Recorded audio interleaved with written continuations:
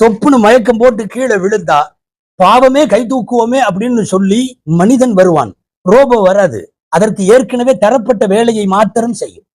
உன்னை எழுப்ப வேண்டும் என்றால் எழுப்புகிற வேலைதான் செய்யும். தடுமாறி நீ கீழே விழுந்தால் தூக்கி விடாது. மனிதம் வேறு, இயந்திரம் வேறு. எந்திரத்தை நோக்கி நகருகிற ஏஐ தொழில்நுட்பம் வருங்காலத்தில் என்ன மாதிரியான அபாயங்களை ஏற்படுத்தும் என்பதும் நிறைய நாம் யோசிக்க வேண்டியது இருக்கிறது. அணு ஆயுதம் எப்படி ஆபத்தானதோ, கொரோனா போன்ற நோய் தொற்றுகள் எப்படி ஆபத்தானதோ, அதுபோலவே ஏஐயும் ஆபத்தானது என்பதை சர்வதேச அளவில் இது குறித்த நுணுக்கங்களை, நுண்ணறிவுகள் குறித்த நுணுக்கங்களை தெரிந்தவர்கள், அது குறித்து நுண்மான் நுழைவுடைத்தோடு ஆய்வு அறிந்தவர்கள் சொல்லுகிறார்கள். சொல்ல போனால் இந்த தொழில்நுட்பத்திற்கு வித்திட்ட முன்னோடிகளில் ஒருவராக கருதப்படுகிற ஜெஃப்ரி ஹிண்டன் என்பவர் சமீபத்தில் நீங்கள் கேள்விப்பட்டிருக்கலாம், கூகுளில் இருந்து வெளியேறி இருக்கிறார். என்னவென்றால், ஏஐயினுடைய ஆபத்தை நான் உலகத்திற்கு சொல்ல வேண்டும், அதற்கு நான் எதற்கு கீழேயும் இருக்கக்கூடாது, எனவே என் வேலையை ராஜினாமா செய்துவிட்டு நான் உலகத்திற்கு இந்த ஏஐ தொழில்நுட்பத்தின் ஆபத்தை சொல்ல போகிறேன் என்று கிளம்பி இருக்கிறார்.